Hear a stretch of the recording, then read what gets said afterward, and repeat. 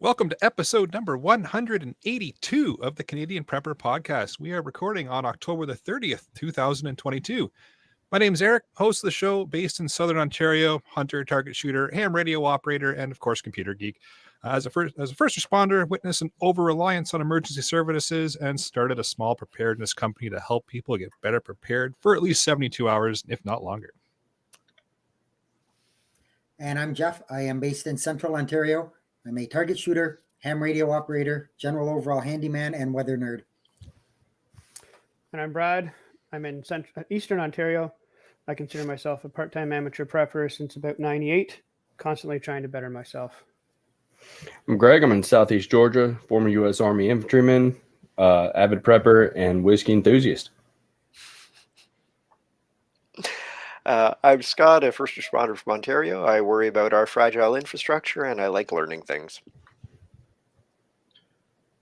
My name's Pierre. I'm a tactical beard owner, t-shirt designer, hater of government, and a part-time prepper. Hey, you want to help support the show and keep the Canadian Prepper Podcast on the air? You can buy some swag. We've got the Canadian Prepper Podcast t-shirt and the tactical Velcro patch, both available at prepperpodcast.ca. All proceeds help keep the lights on and the backup generator fueled. And if you're enjoying the show, please take a few minutes and like us on Facebook and submit a review on iTunes. We also want your feedback, good or bad, or if there's a topic you want us to cover, email us at feedback@prepperpodcast.ca. All right, so we've got some encrypting content for you in this episode. First, we're going to start off with some recent news articles. Yeah, I know, terrible. We're going to update our personal preps and what we've done recently, and then we're going to get into the main topic, and we're talking cybersecurity tonight. So let's move into the news. So I've got an article here. Yes, it's from the Toronto Star, boo, hiss, all that good stuff.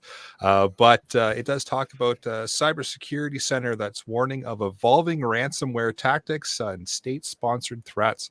So it gets into things such as state-sponsored attacks on infrastructure, denial of service attacks that happen while said infrastructure attacks are occurring, and also denial of service while they're waiting for ransom to be paid for encrypted data and all that fun, nasty stuff we're going to get talking about later. So decently written article and just talks about some stuff to be on the lookout for as far as cybersecurity goes. So since I live in a province, do I have to worry about anything state-sponsored? Yep, you do. Okay. We'll get into the state-sponsored later. Oh, well, thanks. That doesn't help. You're welcome. don't let me forget. Remind me if I don't get to it.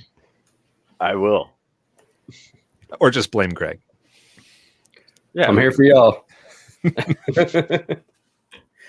I've got a couple articles, both kind of to do with supply chains and whatever. So I don't think this would be a surprise to anybody. I kind of was surprised it actually took this long, but Russia has backed out of the deal to allow Ukraine to ship its grain out of the country. They are, of course, blaming Ukraine for an attack in Crimea and saying that they're not holding up their end of the deal. Yeah, whatever. They were able to get, I believe it was 8 million tons of grain and other items out of there, but obviously there's still a lot left there. So we'll have to just see how that plays out in the next few days. But one kind of more important, I think, is there was I believe it was back in September that the United States, all the railroad companies in the United States, the employees were looking at a big strike, and they were able to avert it. And now it may possibly be back on. There were 12 unions involved in the negotiations. Presently, 6 of the unions have ratified the deal. 2 of them have turned it down, and the other 4 are voting now, and it looks like it's going to be a 50-50 split. So it's going to be 8 unions for and 4 against. I'm not sure how that's going to play out. Congress, under the Railway Labor Act, Congress has the ability to impose a resolution or order the trains to operate. They say they're going to go back and try and negotiate. I think one of the big sticking points, at least for the union that just turned it down, was paid sick days. So we'll see where that goes. But the earliest they can strike is the 19th of November. So I don't know. I personally could see if they do strike and nobody crosses the line, that I don't think it will take long for the government to whether we agree with it or not, to step in and say this is going to be such a significant hit on supply chain and everything else, and people's ability to get food and fuel and anything else, that they'll just force them back, and we'll have to see what happens from there. Because supply chain issues aren't already bad enough. Yeah, It's not like, they weren't looking for a job when they found that one. So it's like, they're like, oh, you got to go back to work. And they're like, no. Yep. It's always been my thing. Like, if I don't like working here, I was looking for a job when I found this one. It's not like we don't have an entire country filled with job openings right now. Unfortunately, not a lot of people want to fill them. Yep. Yeah, but yeah, that's part of the problem, is finding people that actually want to work. But if I get more money from the government, sorry, this is for tomorrow's show. We're not getting into that tonight. But Pierre, you are right. It's shocking. It's shocking that if I can make just as much money minus the gas, having to pay my lunch and this, that, and dealing with people, staying at home compared to having to travel 45 minutes, half hour, 15 minutes into work, dealing with people all day, get treated like crap depending on the scenario, because some people are assholes and think that the person standing right in front of them is the cause of the whole heartache of everything. And then me have to drive home through traffic, right? If I can make just as much not doing anything, I mean, I get bored real fast. Like, I was off for a month of work, and I'm like, don't get me wrong, like the first week and a half, like I sat there. Mel went for surgery. So I'm like, what do you need, babe? We need more ice for the ice machine. She had knee surgery. Like, food was done, groceries or laundry was done and everything. But like, I just sat down and like did nothing. Then like we ended up like dishes. We painted the whole upstairs. We bought new shelves, like a whole bunch of stuff, right? Because I was off for so long, and I was like, I am bored. And her surgeon said, you need to get out. And I was like, we're going to Home Depot because we're doing stuff around the house because I'm still off for like 3 weeks. Right? Like, it's so, but like, I don't understand how some people are like perfectly fine. Like, just, yeah. Well, I think a lot of it nowadays is that, we've gotten so used to working for all these major companies and everything and basically settling. Well, I mean, anybody who has ever heard of Gary Vee at all, he's a guy out in New York. I mean, he literally made his first $1 million by garage sailing. And now a lot of people are, they're realizing, collectibles, like they're learning more about economics and flipping items. And you can take, $100, and there was one story of a guy actually with $100, him and his wife started garage sailing, and in like 2-3 months they made like $25,000. Wild. Now, when you say garage sale, like going and getting something at a garage sale for $2 and turning it around and selling it for $20. Yeah, they'll sell it on eBay. So there's a thing on your phone now, the whole the Google search with an image. A lot of people are utilizing that on identifying vintage car parts, coffee mugs that are, it's a 25-cent coffee mug, but somebody somewhere probably had that coffee mug, when their grandma was on their deathbed, it got broken, and, now it's sentimental. So they pay, $10, $15, $20 for a coffee mug. Now you've got, I'm not doing that math, of a profit. Okay, that's a big enough profit to be like, I'm going back and getting the other 12 coffee mugs, I stand by my statement on the state, what was it, the episode we had about whatever, where I said, I was like, you never know the quality nipple clamps. can get at a garage sale. I still stand by that statement. DM Davies got a good comment here in the live chat. It says, if unemployment pays more than a salary, the problem isn't with unemployment. So good point. I mean, I could definitely touch base on that. I could say some things that would have the liberals telling me that I'm heartless and I don't care about people. And Instead, how about we move along to Scott with his Yeah. article? Yes, please. So there's a bit of a shortage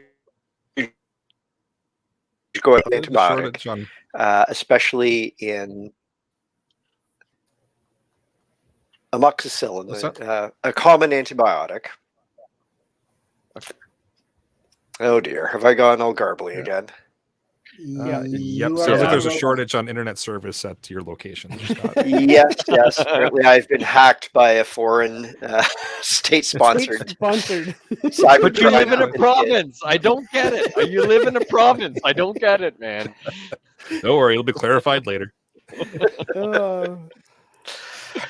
All right. Well, you guys can come back to me. I'll see if I can No, Rejig you're this. Clear you're now, Scott. perfectly You're fine good here now. now. You're good now. You're Give good. it a Your try. pigeons are flying well.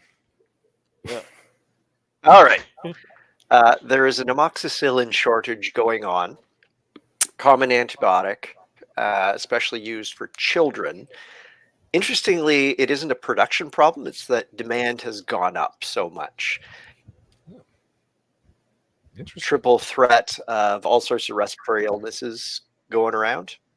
And as a result, the production has been constant, but the actual demand has gone up. There's no actual shortage. It is still available. It's just in all sorts of different doses. You get a prescription. It's not available at the pharmacy. So there's some back and forth with the doctor's office to get the prescription amount. But it's just, again, a potential sign of things to come. So what's one of the Good to know. main things that amoxicillin is used for? Like as for treatment. It is the most common antibiotics. So any bacterial infection. So,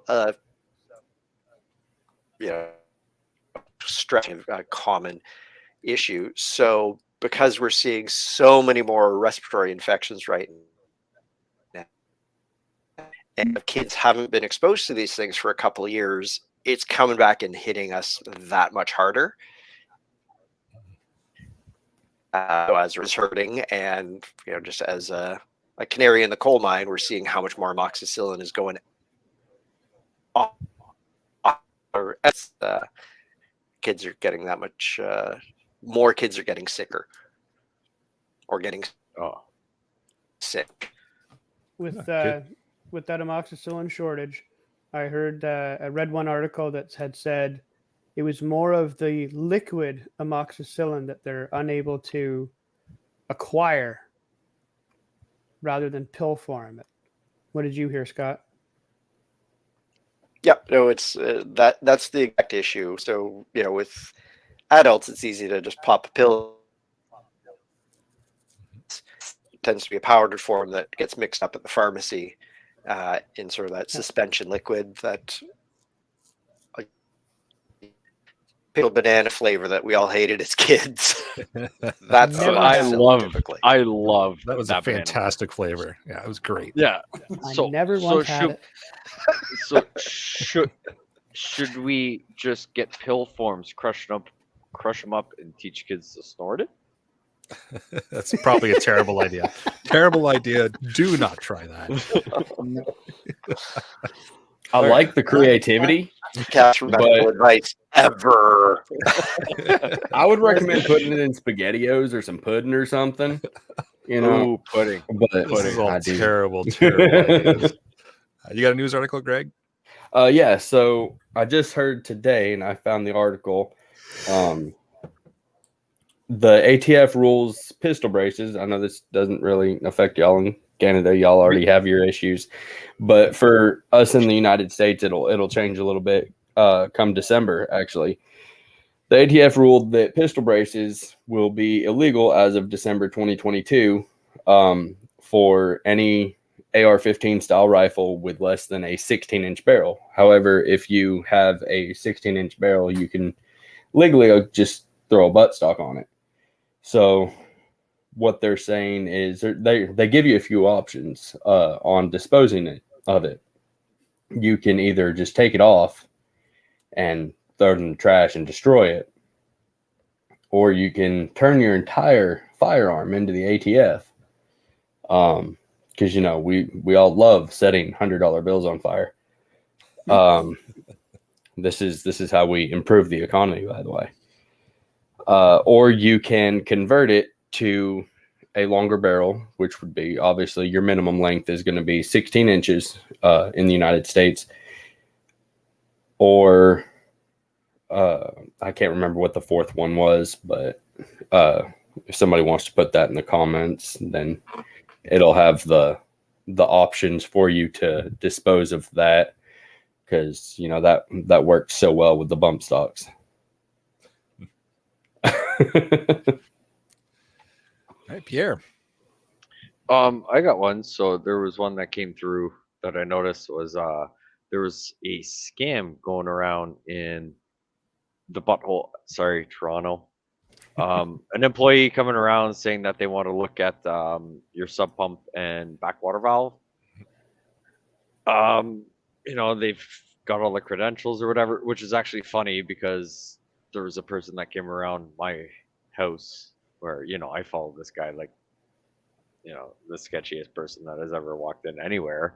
But yeah, he was looking at our sub pump, making sure that it didn't go somewhere. I mean, we're on city water, city sewage, but we have a sub pump because we were in that area where whatever. So, I mean, even though someone, and I think it was Mel that's put something on Facebook or something for where we live, hey, there was a person that walked around a bunch of properties all over the place. So, I mean, even though it kind of looks like something that could be, maybe from the city, like ours was during like the hype of the COVIDs where the person, semi sort of didn't show up with the mask, but like just kind of put a mask and said, show me everything. And we were like, well, I'm home. I'll follow you and like put you in my sub pump if you do something weird.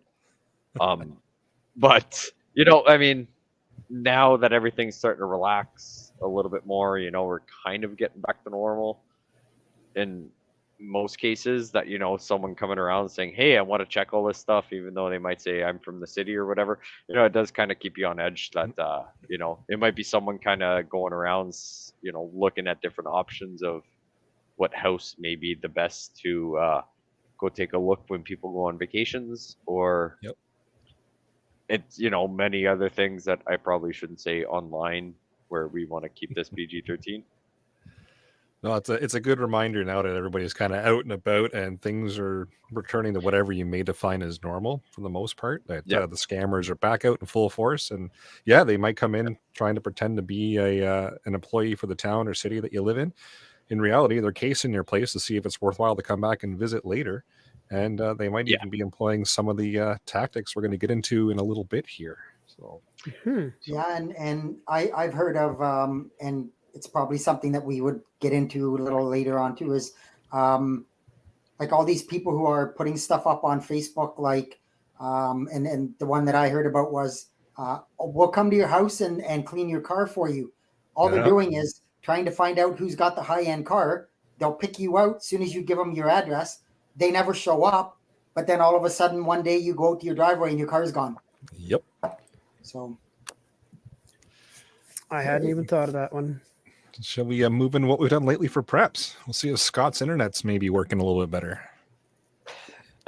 For preps, I actually started getting my new internet ready. Hopefully you can hear me. Yep, No, I've hear been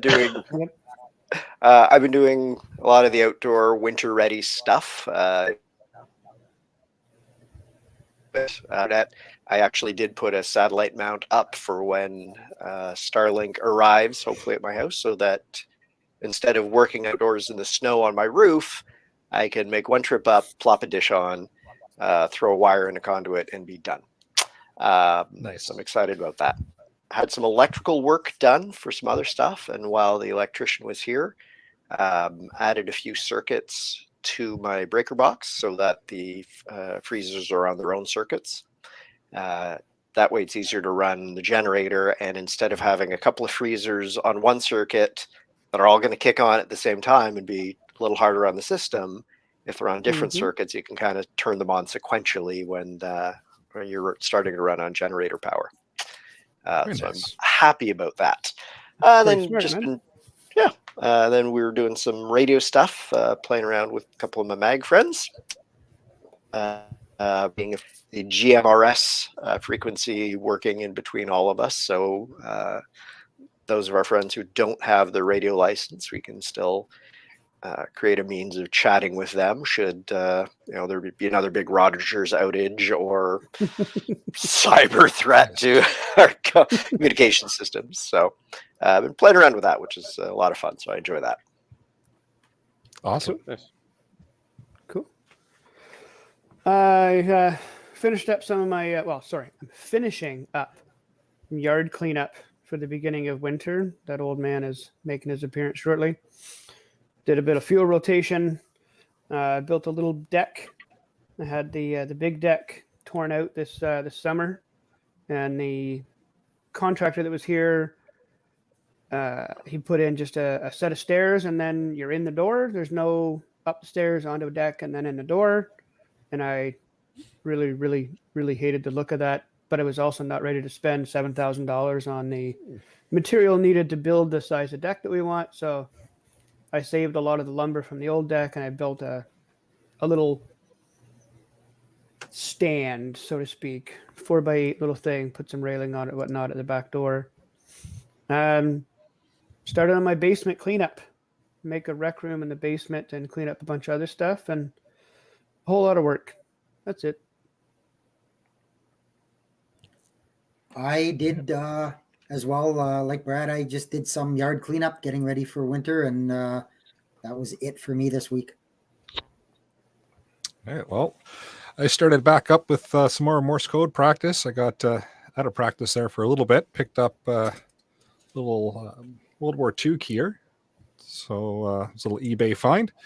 And I've been playing around with that and plan on getting that cleaned up in the next week or two. But I tried it out the other day and got into Costa Rica with it. So it still works, which is awesome.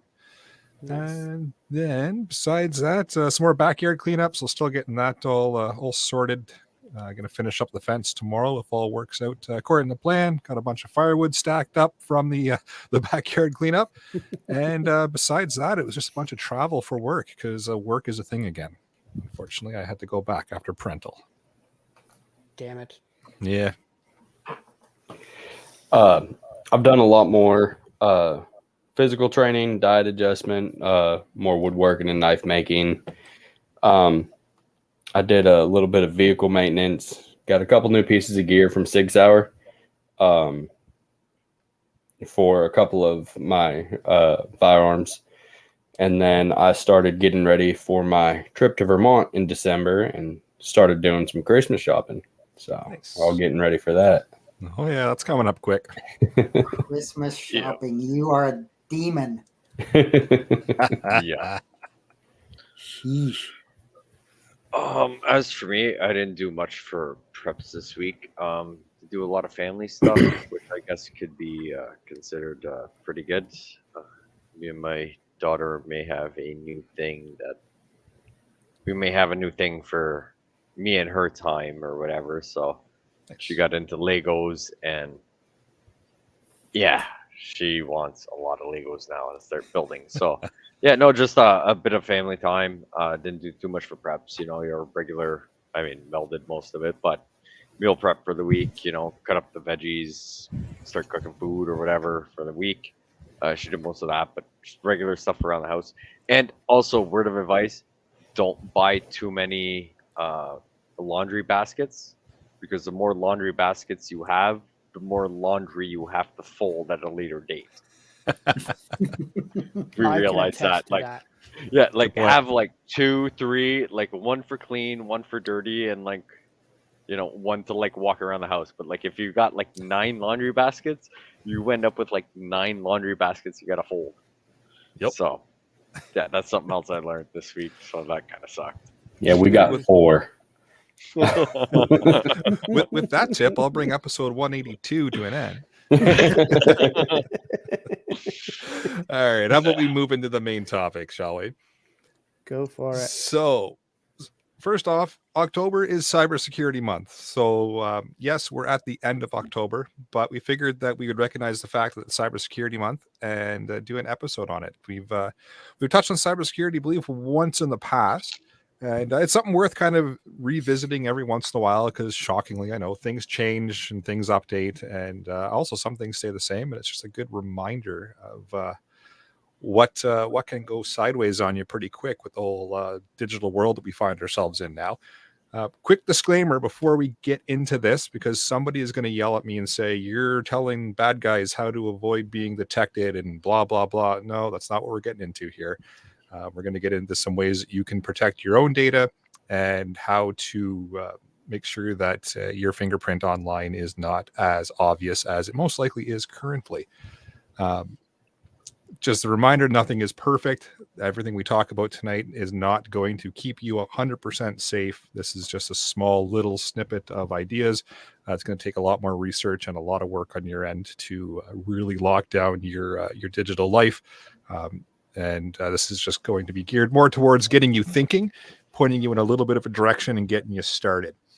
But to start out, most people will say, yeah, cybersecurity, I have nothing to hide. I don't care.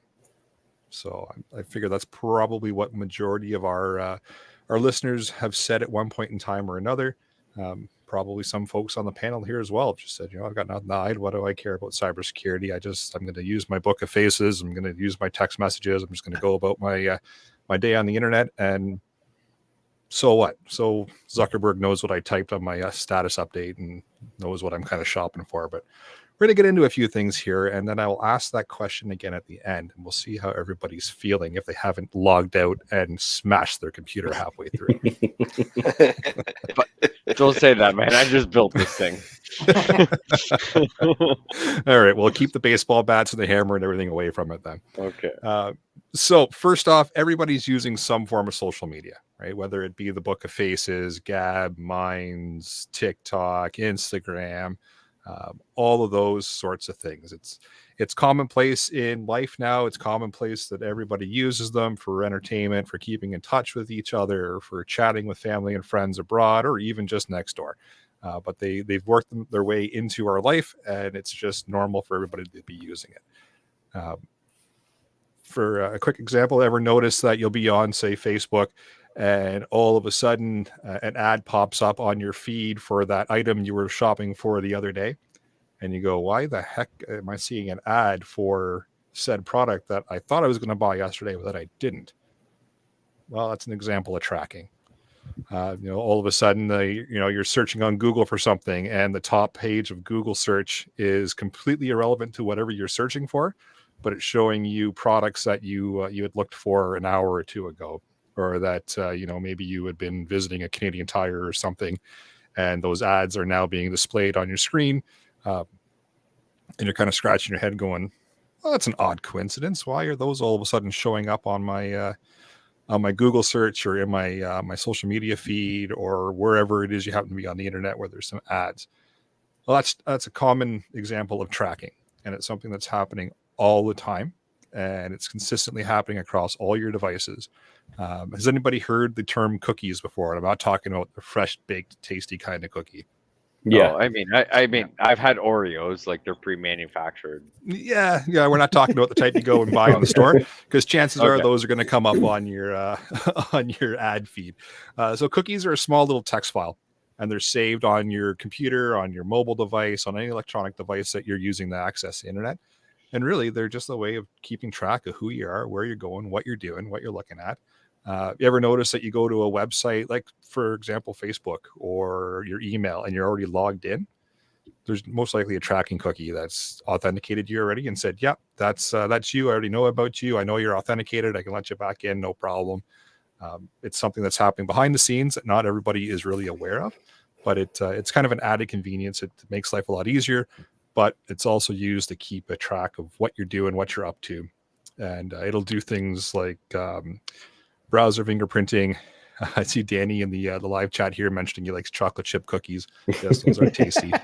Yes. But again, that's not the type of cookie we're talking about here. But it'll do things like browser fingerprinting, operating system fingerprinting, and I'll touch on those in a second. It'll track your IP address, which is a unique identifier to you on the internet. So I usually explain that as your telephone number on the internet. So it's unique to you, and nobody else in the world's going to have that IP address except you. Unless we get into this, we're going to get into some more ways to kind of play around with that later on in the episode. But without any kind of security in place, you've got that unique identifier that is only used by you in the entire world. So it's easy to kind of keep track of where you are and what you're talking about in conjunction with the cookies.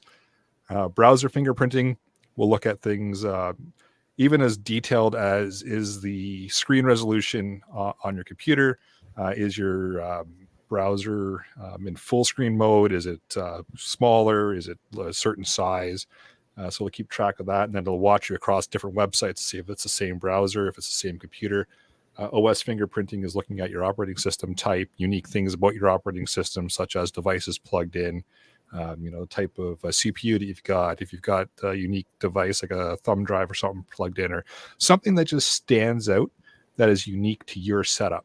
So if you're traversing the internet and these tracking devices or these tracking cookies or ways of watching you online are looking to see, okay, you're the same person because your browser uses this resolution, your computer has the following components in it, your operating system is the following version, and it just tracks you across all these different sites.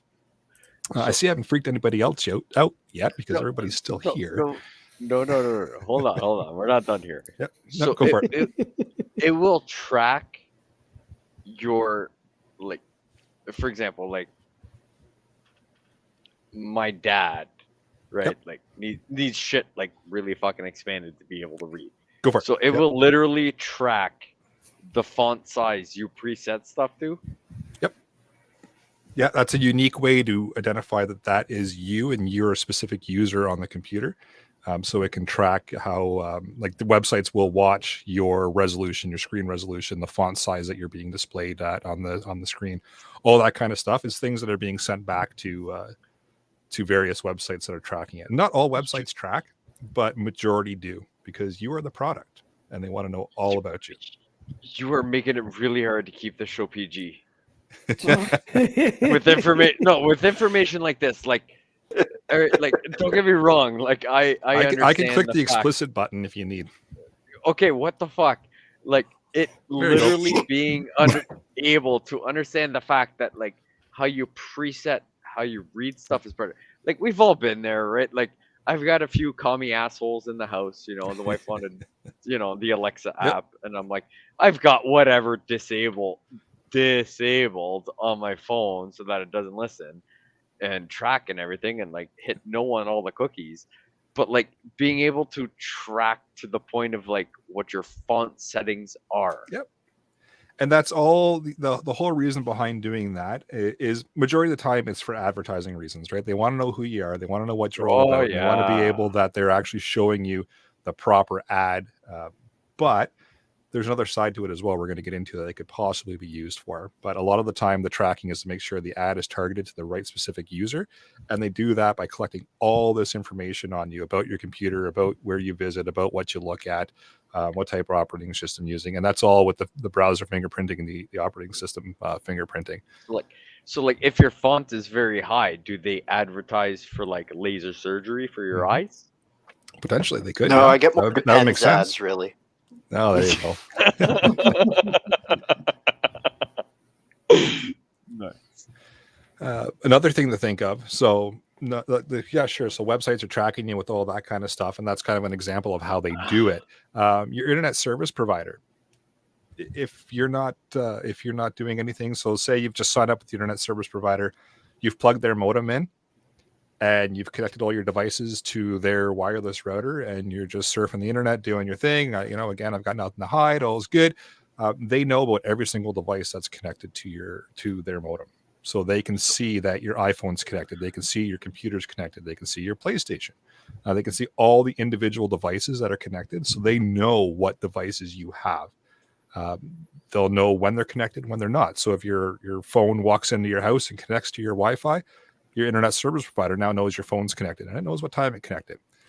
They know what sites you visit. They might not know the content of those sites, depending on the type of sites you're visiting. Most have HT. You'll see the little lock and sometimes a little keypad, or depending on the browser you're using, a little lock and key on most of your sites. You'll see that they start with HTTPS now, so that's secure website. So at least the information being sent back and forth is encrypted, so your provider can't see what's being sent back and forth, but they can see what site you're going to.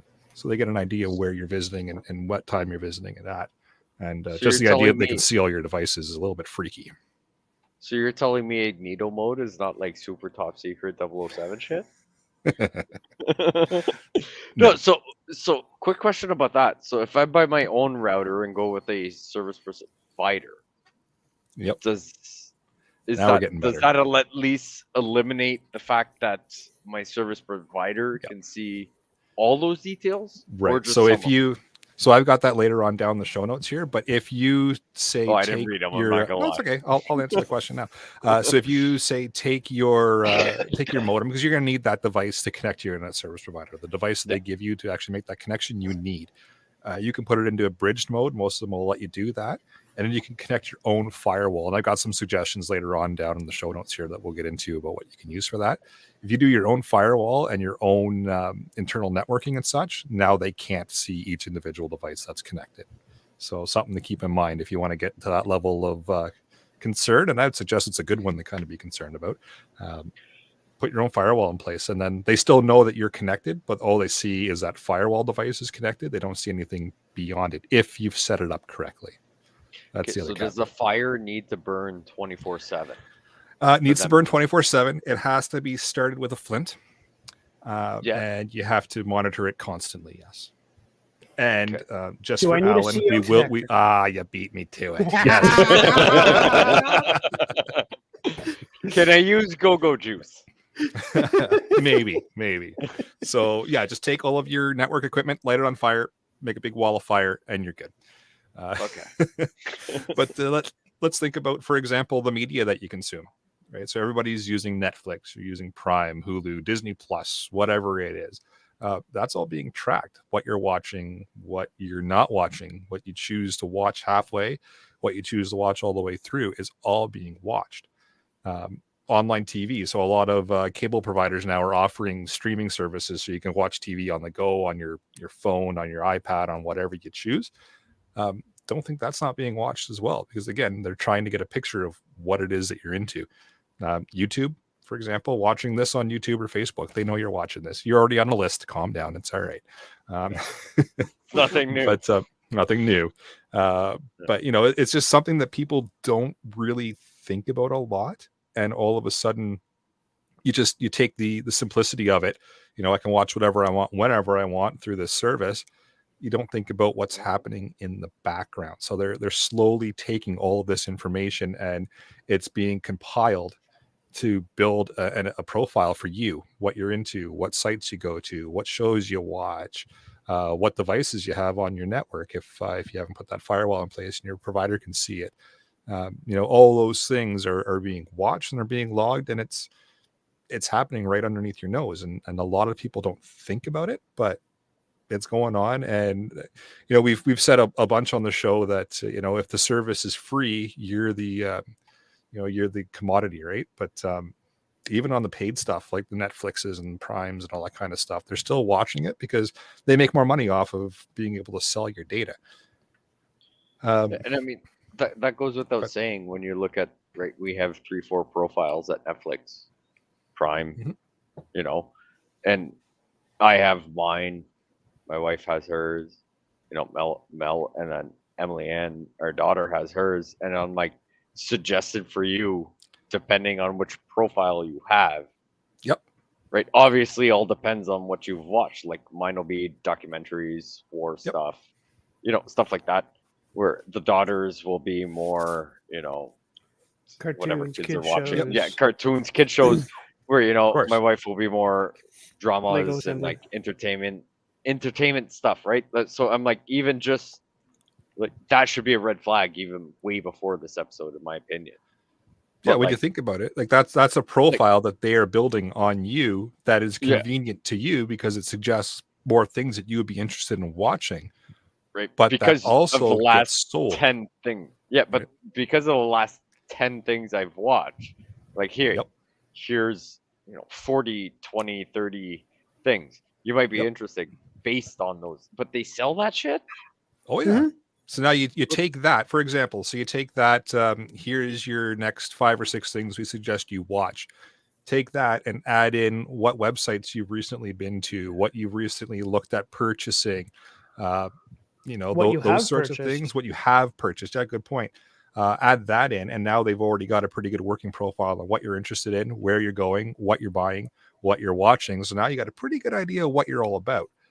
And that's just on a couple of things. That's not even, we're going to get a little deeper here. It So- also Well, helps FBI them. profiling you start shit. It With also the helps amount them. of invasion this is, I do not want you to go deeper. I want you to pull out, get out. Like, So I Fight think down like harder, Pierre. one of the main reasons I think they actually track us is so that I can keep getting those 6 phone calls every Thursday about my car's extended warranty. Yep. Yep. but- No, you're not wrong. Well, Right, and the it's point is, interesting do when you you have a you car? look at Yeah, go ahead, when Scott. you look at the 2-factor authentication that a lot of places want. They want you to link.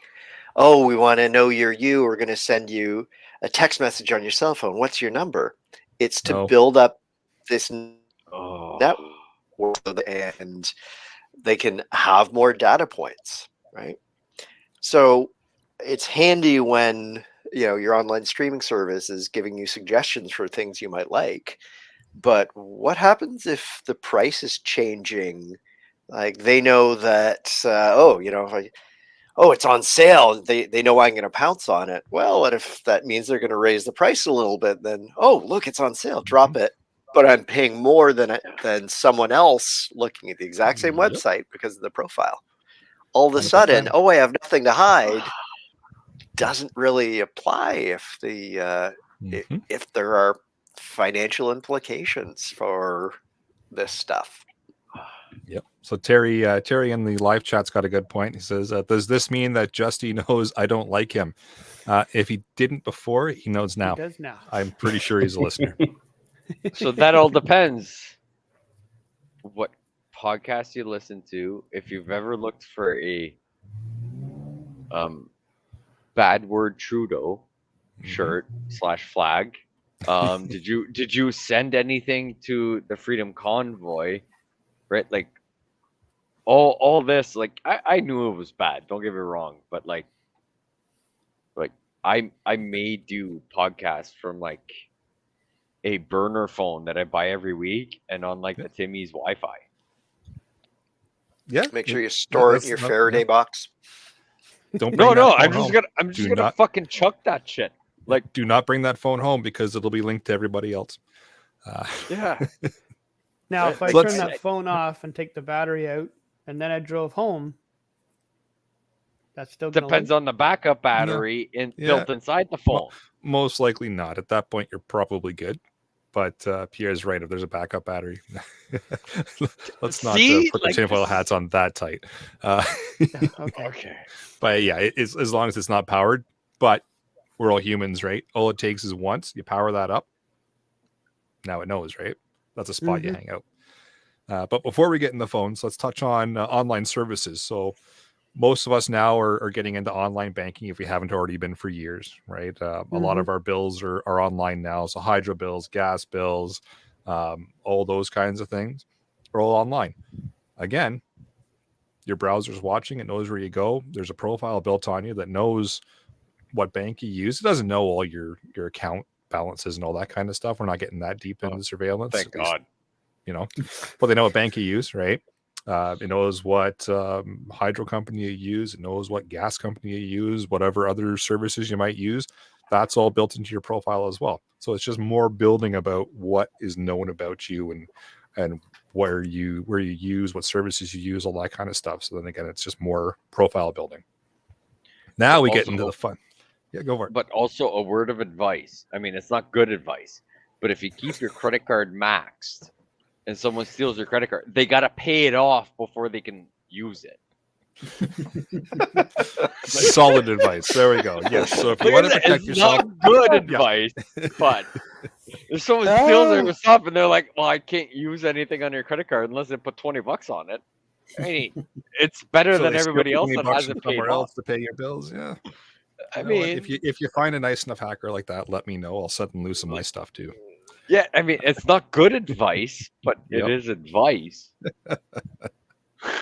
Oh man, terrible advice. But again, accessing all those online services, and we're going to get into ways to kind of protect this later on down the show notes here. But the number one thing is passwords, right?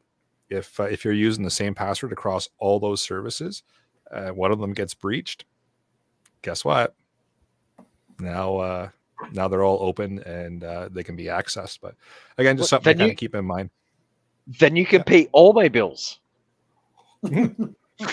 So there you go. Anybody feel like paying Pierre's bills? Just break into his accounts and pay him. There we go. I'll give you a shout out next time. There you Thank go. you. There you go. Now we're going to get into the fun stuff. So your little cell phone that everybody carries now. Everybody carries one, right? You're not getting away from it. It's a way of life now. Shocker. Is everybody ready for this? Huge data tracker. Huge. Of course it is, because it's part of everybody's life, right? Mhm. Main thing is GPS. I think we all know this. I don't think this is going to be any big wide shock to anybody, but it's constantly pulling GPS coordinates and watching where you're going, what you're doing. And then that is built into your profile as well. You know, what stores do you frequent? What clubs do you go to? What bars do you go to? That kind of stuff. What sporting facilities? You know, that's all being watched, and it's used to build a profile about you. Again, mostly to help target those ads and kind of show you things that are appropriate to you. But you know, you get into text messages. Those aren't encrypted. They're not. They're sent in plain text. Don't think they're not watched, because they're scanned for data about you as well. I hope so. Other chat platforms, What? right? What? Other chat platforms. You know, if you start getting into some other chat platforms that are not encrypted as well, those are all being watched also. WhatsApp claims that it's end-to-end encrypted, but don't think Zuckerberg's not scraping that info for stuff as well, because you're going to be talking about things. And I don't know if anybody's noticed, you know, in chat groups or in text messages talking about something, and again, those ads come up a day or so later, and you start scratching your head going, how did they know about that? Well, there you go. They're watching that as well, and that gets built into your profile, and then they say, oh yeah, you know, Pierre's interested in this. We'll show him all these ads, and maybe he'll buy something. Well, it's funny that you mentioned that, because one thing happened to me a couple years ago is a group of us were in one of those chat things planning a trip and looking at days and looking at this, and next thing I know, it's like they're like saying, do you want to put your trip in your calendar? Yep. Hold on a minute. We didn't book anything, but we had just put the days down, and There you go. It's watching you, right? I've already started getting those, because I booked, or I looked at different options for the honeymoon or whatever, and like already, like Weather Network, nothing on. Well, I mean, I don't have Bookface or whatever, but like already some of those places where ads just naturally pop up, right? Like, hey, is this where we were looking at an option? Like, is it available? Yeah, I looked at that like give or take a week ago, but like emails, it's coming through on Instagram, everything, and I'm like, it's just weird. Like, it's also become such a norm that like nobody thinks about it. Yep. And that's the scary part, in my opinion. Mhm. So here's one common thing that you'll hear about cell phones. I'll just turn the GPS off. Right now, can't track me now. You don't know where I am, but the GPS is off. What is everywhere now? You know, it's become a major thing over the last probably 5 years, where no matter where you go, coffee shops, Home Depot, Lowe's, everywhere, Crack cocaine. Wi-Fi, yeah, crack cocaine and Wi-Fi. Trade your crack cocaine for the Wi-Fi password. But Okay, yeah. I mean, shit. and I'm not talking about logging into the Wi-Fi. It doesn't matter. You don't have to log into the Wi-Fi. That's a whole other kettle of fish as far as security goes. Yeah. So- And we're not going to get into that in this episode. But just walking around, your phone is polling all those Wi-Fi spots. So now it can be used. I see Corey in the live chat here has mentioned SSID triangulation. Yep, exactly. So your phone knows where all those unique SSIDs are, or the SSID is a name of the Wi-Fi that you see broadcast. So it if I knows turn generally off, where all those are. Yep. but if I turn off my Wi-Fi Mhm. finder, does that help the fact that they can't track? If you're not connecting to them anymore, like your Wi-Fi is completely off on your phone. Yeah. Like So you put the bar across the weird upside down tree thing.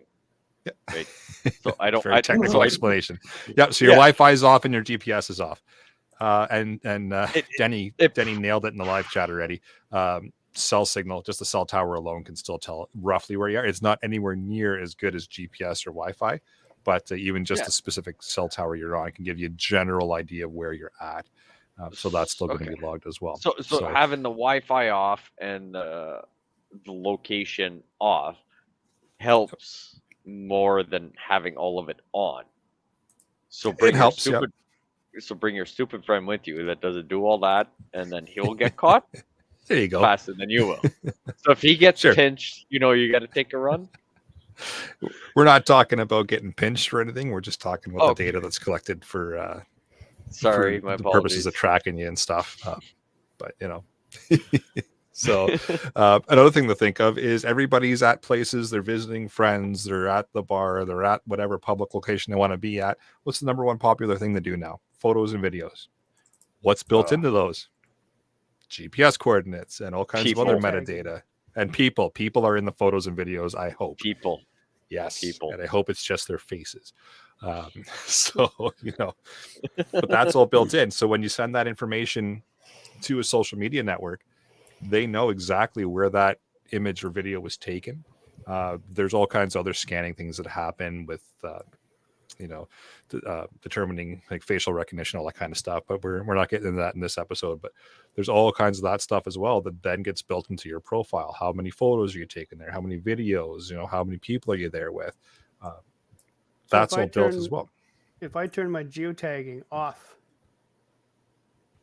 is that a good thing? It's probably a good step. It's not going to stop everything, but it's a good security step, I would say. But let's touch on. So I think I've freaked people out a little bit here. This is just some generic stuff. This isn't way deep into the weeds as far as what goes on, but I just wanted to kind of scratch the surface a little bit to get people thinking about what's going on, what's being tracked, and how. But why do we care? Right? Why care? What's the big, again, nothing to hide. Why do I care that Facebook knows where I hang out, where I go for beers, that I go over the Jeffs every Wednesday? Like, why do I care? I thought he went to your house. He does, but I figured I'd try to screw them up with the algorithm here. Okay. Sorry, I screwed that up. Continue. Delete that. So, I retract my former statement. So the number one reason we care. You fucked 3 weeks of work, buddy. You fucked up 3 weeks of work. I planned this for weeks. Damn it! Now I'm gonna have to buy the beer. Exactly. God damn it! I didn't get the memo, guys. Sorry. So here's the thing that's happening in the background that a lot of people don't really think about. Data brokers. So this might be a term that people haven't heard about before, or maybe they have. But the data brokers are the one that all your data gets sold to. So the Facebooks of the world, the YouTubes of the world, the Netflix, all those online services that you use that collects your data, sells it. And they sell it off to data brokers. Why? Because your data is valuable. Whether it's a free or paid for service, you're still the commodity. And if they can make a few more bucks off you, they'll sell your data. Right? And that's and all of a sudden now, data brokers have this giant database on specifically you. They know the companies and what you visit, where you buy, why you buy, when you buy. There's a complete profile built about you: your age, your gender, your race, sexual orientation, purchase preferences, how often you frequent certain locations, where you live, right? Your phone is constantly watching. If you're at a certain location between, 5 and 6 and 5 at night and 6 in the morning, and then it's watching where you work. Because if you're there from 9 to 5, it can, intelligently say, this is where this person works. This is how long they're there for. This is how long they're home. This is most likely where they reside because they're here on usually work or off hours. So it knows your home, your work hours, most likely when you are at home, or if you're not at home, most likely where you're going to be. Which now, when you look at that kind of in the big picture kind of scheme, a little freaky, right? It's not necessarily something you want people to know. But No. so do they have all like 70 or like 80 genders in this profile? That I don't know, but I would imagine so. But I mean, I just Or want to know in possibly case my just- stuff gets taken, I might be able to take them to like, the human tribunal thing and say they misgendered me and like end up with like a payday. You could, if you do try that, let me know how it works out. Okay, I will. I mean, obviously. So the impact of this, right now, there's this data broker or data brokers, because it's a worldwide thing with companies that broker all your data. They have this profile built on you. What could possibly go wrong? So they're selling some ads to me about, I like to buy certain things, so they're going to try and sell me other things at maybe a lower price if I didn't buy it right off the hop, and they know a few things about me. Well, all of a sudden, let's say your insurance company decides they want to know a little bit more about your risk rating. Okay, so let's check out his purchase preferences. Oh, there's some larger purchase here that we're going to have to insure if something happens to your house, or you're at work a lot longer than we realized, or you're at home, or those sorts of things. Your medical insurance, suddenly they're aware that you're at the bar 4 or 5 times a week. That could have an impact on your health, right? Those sorts of things. And it's not things that people think about, right? Go ahead, Jeff. Yeah, I'm sorry. I was just going to mention there was somebody where I used to work who worked I guess an evening shift. They worked like an 8 p.m. to 2 a.m. or something like that. But anyways, their insurance company encouraged them to get one of those, those insurance things you plug into your car and it tells what you speed. And they'd only had it for not long. And their insurance company called them and said, like, yeah, your rates are going to go up because you do a lot of driving after midnight. Yep. And they're like, yeah, well, my job ends at 2 o'clock in the morning. Well, you're at a higher risk time of accidents, so we're going to raise your rate. All because you agreed to a voluntary collection of data. Thankfully, I was smart when we got one of those. I said, hold on, smart and got one. I don't know if they go together. Yeah, I'm not plugging that in. I paid for the whole speedometer. I'm using the whole speedometer. Listen. All right, go for it. We had to have it in the truck or in the car, for 3 weeks. 90% of all our travel, I did in the company truck. Oh, you want me to go get groceries? No problem. I picked them up in the company truck that isn't associated with that. So it only looked like you moved the car once, twice a week or whatever. Insurance rates dropped. Unplug it, send it back to the company, do whatever you want. So you realize you just put that on the internet, right? I have no recollection of the event in question. I will gladly meet with the commissioner. But it's scary that for this employee, this friend of mine, it was voluntary, but that's kind of scary that you're saying they told you will put it in your car. We're not going to insure you. Like that's and right, and they advertise it as in like, hey, depending, if you're a good driver, you don't go over the speed limit and this and that. They don't tell you about the time restraints, right? They just say like, do you roll stop signs? Do you brake hard? Do you speed? All that stuff, but they don't tell you about the time slots. Well, if you drive a lot in those peak hours, and it's like, well, define peak hours, right? So at that point, this person got kind of slammed in the pooper about that scenario compared to us, where I was just like, oh, that's in the car? Yeah, no problem. I'll pick up the groceries in the company truck, right? Because I do have that leeway where I'm like, I can punch out for lunch whenever I want. that Right. I'm like, I'll punch out and pick up whatever in town. So I'm like, we didn't move the car often. So I'm like, our insurance dropped. And I'm like, we still don't really take advantage of it. We go out here and there or whatever. But yeah, it's just crazy that, that time slot Yep. makes a giant difference. It's Yeah, fucked so up. just something to kind of keep I in don't like mind that under the hood, all this is happening that you don't realize. There's this giant profile kind of being built about you and set up to really paint a picture about what you're all about, what you do, what your preferences are, and all of that. And it's being collected, right? And it's being sold, and then it's being built into a bigger database. And we'll touch on some ways to kind of help clean that up in a minute. But the other thing to be worried about, and we hear about this all the time in the news, is those big scary hackers, right? They're gonna they're gonna make attempts to break into your various accounts, like your bank account, your social medias, your PlayStation accounts, all that kind of stuff.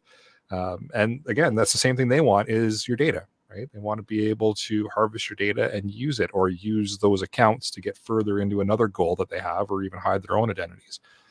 Basically, they're just going to start wreaking havoc with getting into your accounts. And they're just going to touch on a couple of basic ways that they do that. Number one is weak passwords, right? So again, like I said earlier in the episode, if you're using the same password over and over and over on different sites, because let's face it, it's easy, it's simple, and we're lazy. So, using the same password makes it simple. I don't have to remember 50 different passwords or 50 different accounts. I just use the same password, maybe a quick little combination to change it up a bit. Think I'm tech savvy and I'm going to avoid all this. But weak passwords is the number one way they're getting in. The second way, if you do have good, strong passwords, is social engineering. So simply calling up a company saying that they're you, and spinning some kind of a tale or a web about how it's been such a terrible day, and I'm in dire need of getting back into my account. I can't remember my password. Can you help me out? And they kind of pull on the heartstrings of the support agent.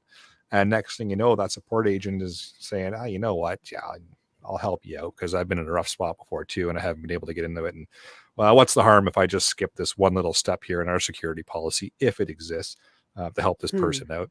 And all of a sudden, they're into your account, right? It's social engineering is a huge rabbit hole that you can go down, and it's a very interesting one. But that's some quick ways of getting into accounts. Yep. You have the video there that Darius put on the Discord. Did you follow that link? Yeah, I did. That was crazy link. Wow. I will get it into the 45 show notes. seconds, and that woman had a recording in the background of a baby screaming, and then within 45 seconds on the phone with this guy's account holder, she was in. She knew exactly what she had to say. Yep. Yeah, she posed as a reporter let her break into his accounts, and she posed as his wife, played a baby screaming in the background, and next thing you know, she's set up with access to the account, and away she goes. Luckily, she was doing it just to prove concept. Yeah, but I want to see the same video where it's a guy trying to get into a girl's profile and see how long. That would be an interesting experiment. No, never say never. Never say never. But that is true. Yeah. But it's something to kind of keep in mind, right? Is it can happen, and it can happen quick. So it's So does that mean most hackers are chicks? No, not at all. A lot of social engineers are, but a lot of social engineers are also males, right? But social engineers will play to their strength. So they will, a lot of them get very, very good at what they do, and they've got certain scripts that they use and they modify as appropriate. And they're very, very good at getting into things. And it's hacking the human, basically, right? It's some scary stuff, but the weakest link in any kind of security setup is the human. So if you can get past them, you're going to get in. So I stand by my statement that people are shitty. Yeah. Or not necessarily shitty, but willing to help out, which in turn makes them shitty. They're compassionate. Yep. They're empathetic and understanding. But so have I freaked people out a little bit, at least at this point? I'm just missing the good old days of instead of stealing data, you kicked in someone's front door and you rolled the dice. Like, you either got a TV or you got a hollow point, you know? No, like, I mean, I'm willing to attest to anything I've said on the internet, whether on this episode or the other one, because most of the time I've had a little bit to drink. But I will also stand by 90% of what I've said while I've been drinking, in person. Yep. Drunken words are sober thoughts. Yeah. I mean, they're just less shy. Fair enough. Yep. But it's but yeah, I still stand by my statement that you want to steal all my data, pay my bills, bitch. all right. So since I've sufficiently kind of freaked out people, I think here, and again, this wasn't supposed to dive into the weeds by any means. It was just kind of supposed to open your eyes up a little bit about what's happening behind the scenes. Let's touch on some prevention and how you can maybe help prevent some of this from occurring. You're never going to stop all of the data collection. Let's just draw that line right here now. You're never going to stop all of it, but you can make some good steps for preventing some of it. And the number one for preventing the big scary hackers that we just talked about is strong passwords.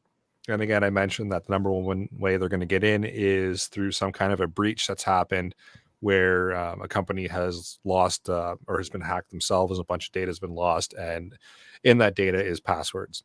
And next thing you know, your password, which is, let's say for example, is password 123. And sorry if that is anybody's password, change it. What do you mean that's not good? Yeah, I know it's terrible password. So see, I put the at symbol at the beginning. Oh, well, there you go. So you're safe. You're safe. Don't worry about don't worry about the number of people that are watching this and now know. Password 123 is your password for a company. That company gets breached. That password is now put out to the world in a breach dump. And then people or hackers will go through, look for that information in that breach, see your password. Then they'll go out and they'll try it on every other service they can come up with. And if you're using that same password, password 123 across all of your devices and all of your accounts, they're gaining access to everything. So number one thing that you can do to prevent that is using some form of strong password. And we're all humans. We can't memorize everything, or the odd person here or there can, but most of us are not going to remember that huge, long, 5, 10, 15 character long random password. So you can utilize what's called a password manager. So there's a couple options out there. There's all kinds of them. There's LastPass, there's Bitwarden, there's 1Password, and they're all password managers that help you kind of generate a password that's unique for each device or each account, and then remembers them for you. You still need to use a master password to gain access to them. So you still want that to be a strong password, but you can make it something that's a little bit easy for you to remember. And then it gains access to all your other passwords, and at that point they're all unique to the different sites that you're using. I see a question forming there, Pierre. Yeah, how reliable is that for someone to hack that to be able to get it? So those get a little bit interesting. There's free ones out there, and I wouldn't touch them with a 10-foot pole. LastPass has been around for years. They're third party audited. So a third party comes in and looks at their security and sees that they are not able to access your unique vault. So they can't see any of your information. Bitwarden, for example, is all open source. So you can actually, if you're a big enough nerd, you can actually go into the source code and read it and see exactly what it is doing and how it's doing it. And you can self-host it. So you don't have to host it on their infrastructure. You can host it on yours. So you have full, complete control over it. 1Password is... I don't even know what that means. Sure about it. That got me more confused than anything. Right? But no, so I'm just curious, right? So if I use LastPass or that other one where you don't have to be the master wizard. Yep. So is that saved on something that someone can figure out that I'm using it and figure out how to hack my system to get all the access to my other passwords? So everything's hackable. Period. End of story. Right? It's all human generated. At some point in time, things are hackable. Yes. So with Bitwarden. I'll save my comment for that for the end of the episode. Go for it. So with Bitwarden, what I was saying is you can self-host it, right? So you can put it on your own computer. So Bitwarden themselves are not in control of the vault or whatever they want to name it that stores all your information. LastPass stores it on their own infrastructure, but they store it in an encrypted vault that they don't hold the keys to, so they can't access it. And that's all what third wizard party has verified. the keys? You do. You're the one with the keys. So I'm you a have your own wizard? You're the wizard for your own vault. Yes. You don't get a staff. You don't get a magical, star cape or anything like that. I'm sorry. And you Why don't get not? a raise. And you don't get a raise. No. I don't care about the But, raise. I just want wizard. I mean, I'm almost there with the beard, but I want wizard status. Tell I you want what. the staff and the cape. We'll call you a wizard regardless. How about that? But as Corey says in the live chat here, password is key. That's the key. That's what lets you into the vault. That's what does all the decryption. And it's third party audited with LastPass. So there's a third party that goes in and verifies that, yes, it is actually doing what they say, which helps some people sleep at night. Other people don't trust it either. And it depends on your level of paranoia with this stuff, right? Because you're 100% right. All of your passwords are now in one vault, in one local location. So, of course, if I'm looking to attack you, Pierre, and pay all your bills, I'm going to attack your password vault and try to get all your passwords. Right, Of course, it's like now everything's at a vault, and they got this third party. So you can't tell me that you can't reconfigure all the stuff to make it look like you don't have access when. But okay, we're going down a rabbit hole. Sorry, carry on. This is the fun part about cybersecurity. You can go down so many rabbit holes, and it's all a matter of comfort, right? It's what you are comfortable with doing. That's why I like the self-hosted option of Bitwarden, or you could get to like KeyPass XE or something like that that's self-hosted, and look after it yourself.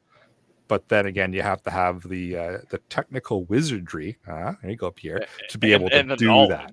And the knowledge, yes, to be able to do just that. in general knowledge. Yeah. I like Chris's in the live chat here. His solution: just a piece of paper under the pillow. I was just thinking that, but then I was like, works. just put a notebook in the safe. Yeah, these are all viable options. Just yeah. remember that you're keeping it away from people, right? So if somebody gains access to it, and it's no different than the electronic options that I offered there with like LastPass, Bitwarden, etc. It's all obtainable from a third party at some point in time. You just have to make sure that you keep it away from prying eyes. And that's kind of the trick. And that's all kind of based on your level of paranoia and your level of comfort with security. Right? So, and what works for you, because not everything's going to work for everybody. It all depends on what you want to do for your passwords. Now, if let's say somebody does gain access to your LastPass vault or to Bitwarden or to that sheet of paper that you stuck under your bed that you think no one's ever going to see. They've got your password now. That sucks. Yep. But what you can do, and this isn't foolproof either. I know a couple people are going to yell at me and say, oh, this isn't foolproof. I know it's not, but it's another option for you, is a two-factor authentication. So you're going to see a lot of providers now, probably within the last 6 months or so, last year, they've really started to push it quite a bit. But you can start doing two-factor authentication. I see Corey in the live chat here mentioning YubiKey. We're going to get there. So two-factor is you've got your password and you have something else that's unique to you as well. So let's like say that now. Message? No. Well, yes, but terrible idea. No, but I'm just saying, right? But yes, that's like yes, 100%, 90% of all the two-step verification, right? Like your bank will say, like, okay, you can sign in, but then it's like, okay, well, we're going to text you a code. Yeah. So that two-factor authentication. Lightly, yes. But let's just spin that social engineering scenario here. So I have broken into your account somehow, Pierre. I've got your password to your bank. I have called your cell phone service provider, pretending to be your wife with the screaming baby in the background. They've given me access to your cell phone now, and I've SIM swapped you. Now your bank sends the text message and says, hey, I need that second piece of verification. We've sent you a text message, punch in the code here to gain access.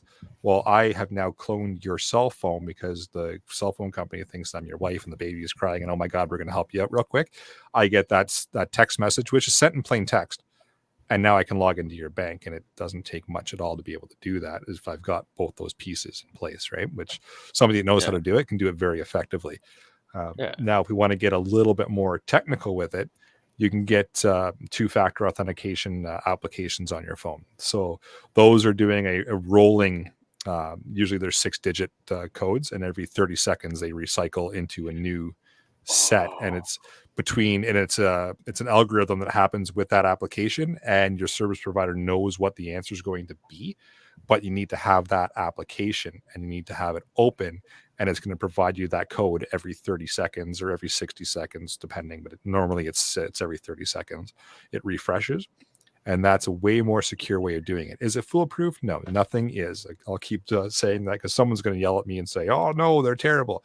Yeah, so it's not foolproof. It still can be bypassed. There's ways to get around it, yes, but it's way more secure than that text message, because you need to actually have those keys which are held on your device, which keeps that cycle rolling, which keeps generating the numbers to get into your account.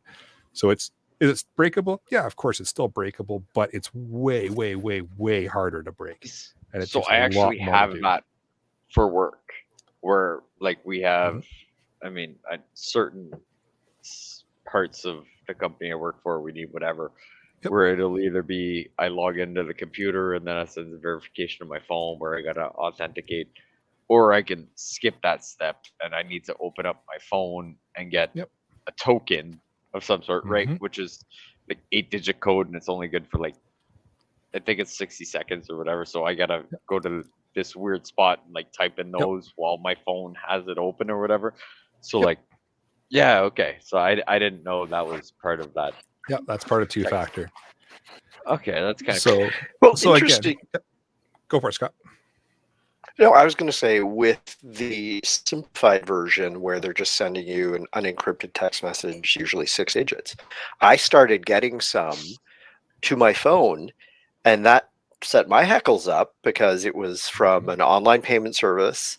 And I'm like, is someone trying to get into my account there? So I called the customer service, talked with them, figured out what was going on, erased my cards from the service so that even if they get in, there's no cards associated with it now.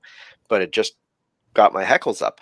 I have no idea if it was a spam coming and they're just trying to get me to click the link because they're phishing, or if it's legit. But either way, paying attention to the two with it, and talk to actually phone their people. That's a good point. It could be used as an early warning system as well. If they haven't gone as far as taking over your cell phone service, and they are just blanket using credentials that have been harvested through data breaches or otherwise, it can be an early warning system for you to say, "Ooh, somebody's gotten to the point where they've punched my password in and authenticated there, and they need a second piece to authenticate." And if they're not too serious about it and they hit that, they're just going to move on, right? But now they know that your password works, and they'll try it on other accounts as well. But if you start getting those, great plan on calling the provider and just saying what the heck's up, because they will know if somebody's logged in the last however many minutes, and if it's not you, they can take kind of steps to block them out as well. But use it as an early warning for sure. If you're getting those messages, it kind of heckles up, and pay attention to it because it's happening for a reason. But don't click any links within it, because it could, like you said, it could be a phishing attack too, right? So you shouldn't just reply back with like dirty words saying like, "Go," That's your own choice. If you want to, I wouldn't, because that also confirms that number is active and is owned by somebody, which is most likely you, right? Yeah, but I mean, okay, well.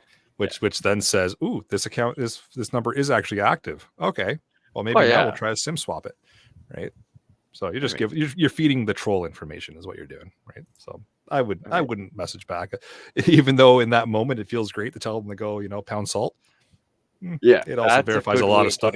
It also, it also tells them that they've reached somebody and they have an active, exactly, an active number, and they're going to go further.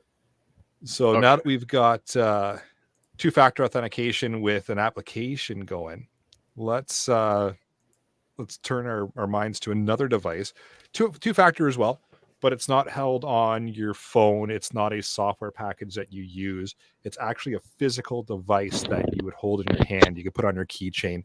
A popular one is YubiKey, which Corey was mentioning in the live chat. But it's a physical device. Operates kind of the same way, where it's a unique authenticator to you. You have to set each individual account up on it. But instead of it being accessible all the time on your phone or your computer or anything like that, said it's a physical device that you can hold in your hand, when it's not being used, it's not connected to anything. It's not susceptible to anybody grabbing the information off of it unless they're like super close to it. And like I said, everything's hackable at some point in time or another, but it's a physical device where if you log in to say you set it up with your Facebook and you log in to Facebook and it says, hey, I want to verify that this is actually Jeff. You got to plug your YubiKey device in, or you have to bring it close enough to your cell phone that it can read it, authenticate that is the device that you have used as your two-factor, and then it will let you in. So if I've successfully got your password and it says, okay, cool, got your password. We need your second authentication, which is your YubiKey. Please present it now to allow us to log you in. Oh, I don't have your YubiKey. You have it. It's on your keychain. Now what? Right? What? So it's a way better way of locking your accounts down, because those two-factor authentication apps, they're on your device. Is your device hackable? Absolutely. So it's just another way of locking accounts down, and with a physical device. So it has to be plugged into your computer's USB port, or if you've got one that's got NFC on it, your phone can scan it. I see we freaked the heck out of Brad, and he's out of here. So, so it will authenticate that you are, or at least you have that other piece of authentication. If someone's stolen it from you or something, it's not, reading your fingerprint or reading, your retina or anything like that. It's just another thing that you need to have in order to log into your account. And it's even more secure than the other things that we've talked about. As far as tracking goes, so I think everybody's probably heard of VPN services by now. So virtual private networks, they are things that, so your internet, is unique to you. Your connection is your connection, nobody else's. So if you connect to a virtual private network, it sets up an encrypted tunnel between you and that provider. And then all of your data is sent out from that provider. So if you go to Facebook, it looks like you're coming from wherever in the world you choose your VPN to spit you out. Harder to track you, not impossible, but harder. Most VPN providers now have built-in blockers. So they're going to try and help you block that stuff from happening in the first place. But it does also break a few things here and there. So it's something you got to kind of tweak and balance security with. Do not use the free ones. I know we all want to, save a few bucks here and there. But if you're not paying for it, again, you're the commodity, right? So they're going to be harvesting your data, and keep in mind that you're sending all your data through them. So don't trust all of them. There's tons of them out there. Some of them might simply be set up again to harvest your data, right? So keep that in mind. Always check for ones that are third-party audited. So there's a third party that has nothing to do with them that has come in, and they don't just come in once. They do it all the time.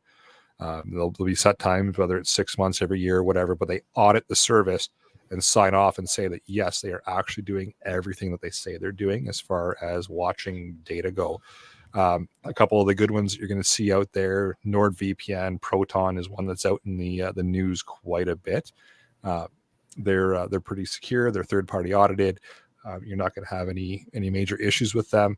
I know a few people are going to scream and jump up and down and say, yeah, Proton's evil. They handed data over to law enforcement. Boo, Proton.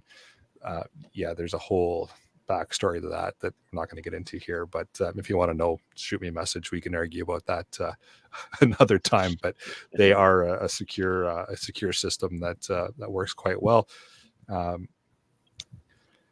But again, they're not a one and done solution. You're not going to hop on a virtual private server or a VPN, virtual private network, and just have your entire world locked down. It's just one way of preventing that tracking, but it's not a one-stop solution. The cybersecurity is not a click a button and one solution fixes everything. I wish it was like that, but there's all kinds of different things that you gotta keep an eye on, and it changes constantly. We touched on firewalls, preventing your service provider from knowing what devices are connected all the time, but also it's going to help prevent those random attacks, because there's automated attacks that are happening all the time against different devices that are connected to the internet. So having a good firewall setup is a great idea. A couple of suggestions you can look at. Firewalla is a great one. Ubiquity Security Gateway for the more tech savvy folks out there. PF Sense fantastic firewall, but takes some nerd wizardry to get set up. But Firewall and the Ubiquity Security Gateway are fairly simple.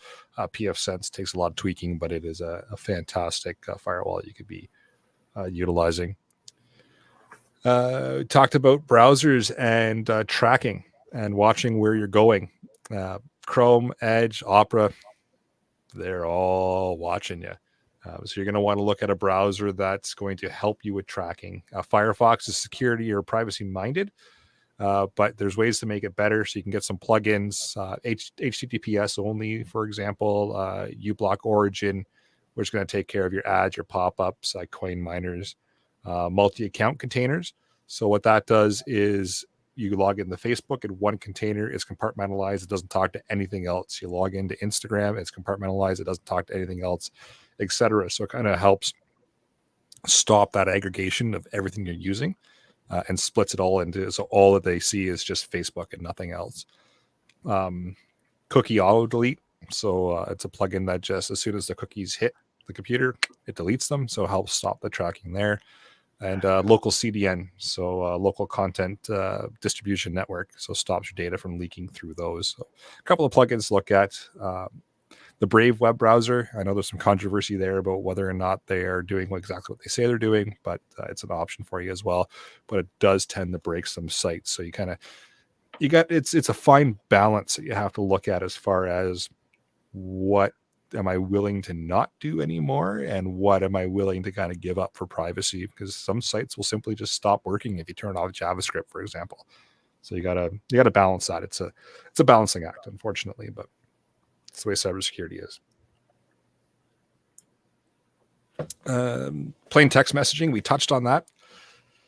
Some options you can move to instead of just texting, because text messaging is from like the 90s and it hasn't really changed much. So it's pretty easy to sniff out and capture. Signal, great two-way encrypted application. I've never heard of this. What is it? That's funny. I'm pretty sure I got a message from you on Signal. Yeah.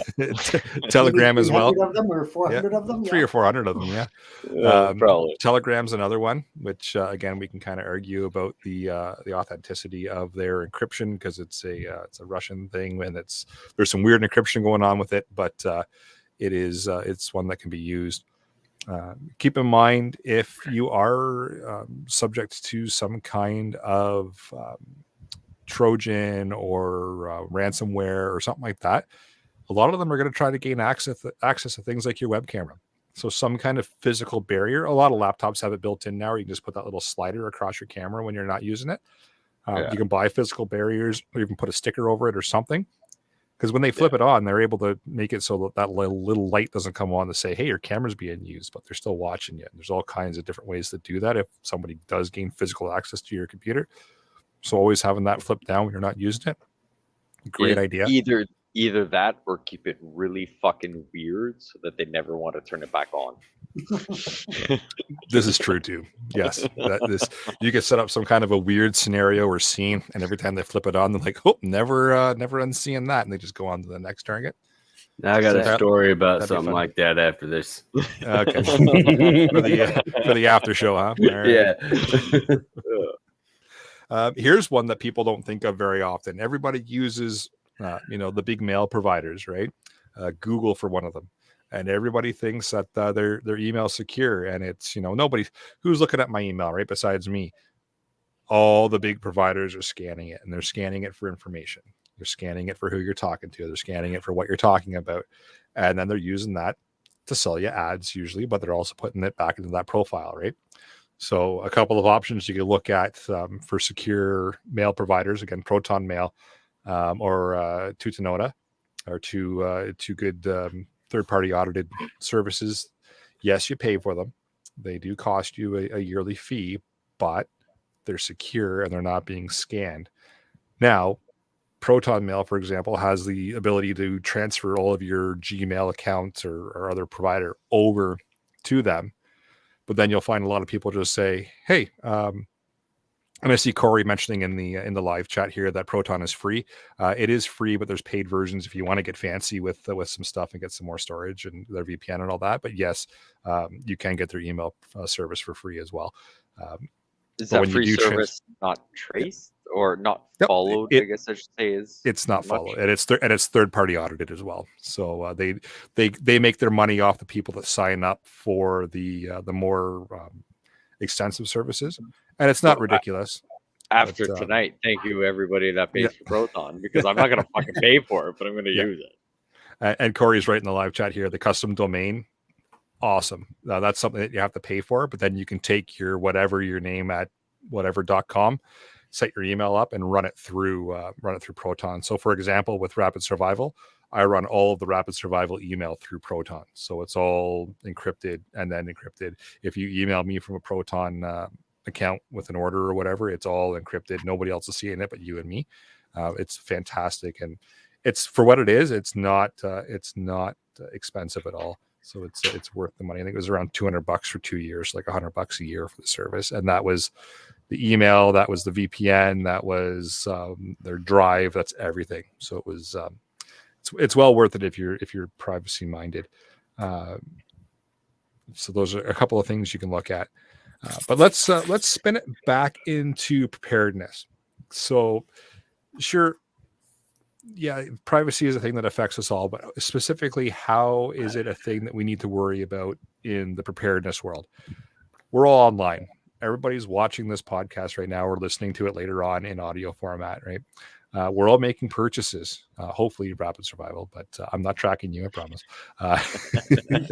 But we're making those purchases, whether they're preparedness minded or not. Whatever we're buying is being tracked. You're most likely, everyone's going to say, "Oh yeah, I don't want to be on that list." Chances are you're already on a list, right? It is what it is, but you want to lessen your exposure to where else that profile of you is being built. Your data is important, right?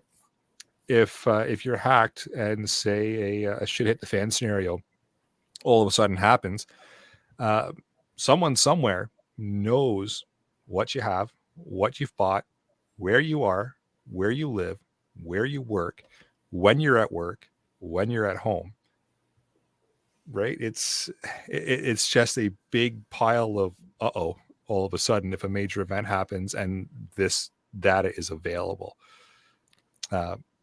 And then let's spit it into cybersecurity that's not targeted at you. Let's say the electric grid, all of a sudden a state sponsor, and let's touch on state sponsor, government, that's a government sponsored section or unit or whatever you want to call it, that is specific to hacking and specific to cyber attacks on other nation states. So it's not specifically aimed at the United States. It could be a military unit on another country that is sponsored by that country to attack another country. So that's your state-sponsored attacker. And maybe they're attacking the infrastructure of hydro, or they're attacking the infrastructure of gas distribution, or they're attacking I was going to say, yeah, hospitals, right? The Colonial gas pipeline there, what, about a year and a half ago? Yeah, something like that. And all of a sudden now the power's out because some hacker in some other state somewhere has broken in and taken the grid down.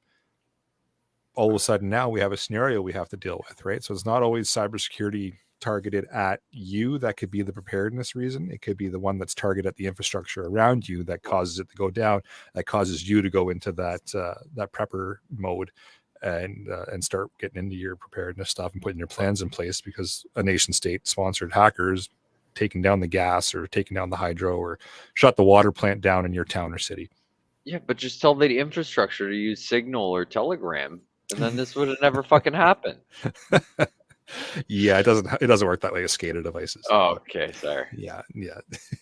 I thought I had something there. But yeah, well, they could use that for chatting back and forth, but as far as the actual infrastructure goes, yeah, we're talking about different systems here.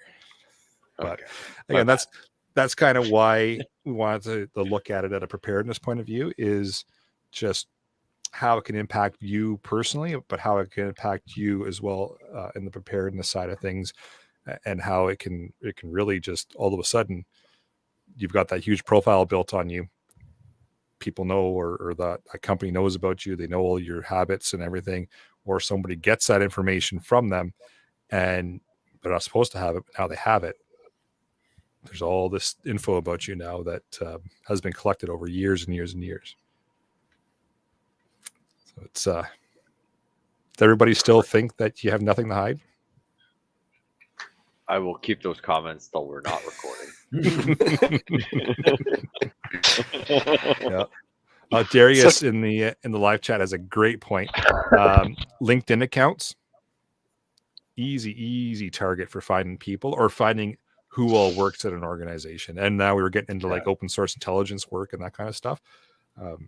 But yeah, 100%. That spells out everything about you, right?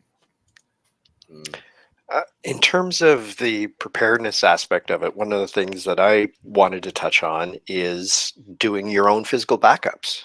If you get caught up in one of these encryption algorithms that locks up your computer, paying some Russian in Bitcoin may or may not get your data unlocked. Who knows? If you have a physical backup, so thinking about that, having a physical backup that's disconnected. So it's use one of the automated ones where it's separate from the computer, or even taken right unplugged and you put it in your box, and if something happens, at least the pictures of your kids when they were young are safe. So that's something that I really think about. Sort of having multiple copies. Corey in the live chat has actually a really good scenario. School district gets breached and your kid's information is used for identity theft that nobody catches for 10 years until all of a sudden your kid tries to rent an apartment or get their, buy their first car or make any kind of major purchase where a credit check is required and their credit is just decimated. Well, now what? That's a really good point, Corey. Go after the government. Sorry. That's Sorry. Monday. This is Sunday, Pierre. Sorry.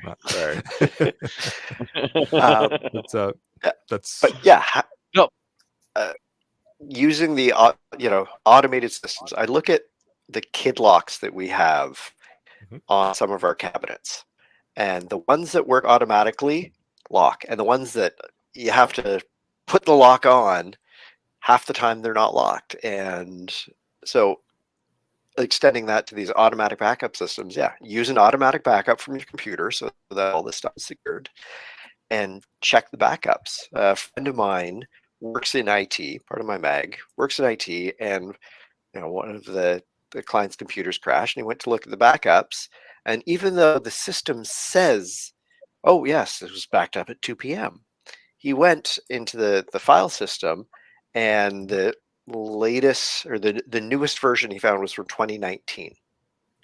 So to the podcast where we always talk about checking your equipment, knowing that it works, it's great that you think you're backing up, but if you go to the effort making sure that it's actually a usable backup.